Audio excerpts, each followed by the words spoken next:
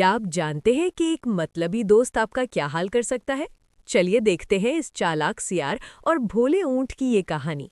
राजस्थान के रेगिस्तान में भोला ऊंट और कंदू सियार की गहरी दोस्ती थी। एक दिन मीठे तरबूजों के लालच में कंदू भोले की पीठ पर बैठकर नदी पार कर एक खेत में पहुंच गया।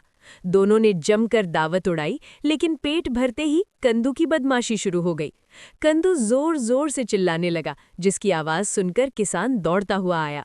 चालाक कंदू तो झाड़ियों में छुप गया, लेकिन बेचारे भोले ऊंट की लाठियों से जमकर पिटाई हो गई। वापसी में जब वे नदी के बीच पहुंचे तो भोले ऊंट ने सबक सिखाने की ठानी।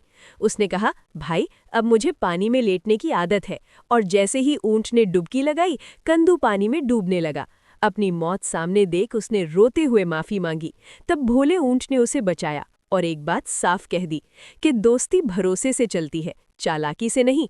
और जो दूसरों के लिए गड्ढा खोदता है वो खुद भी उसमें गिरता है।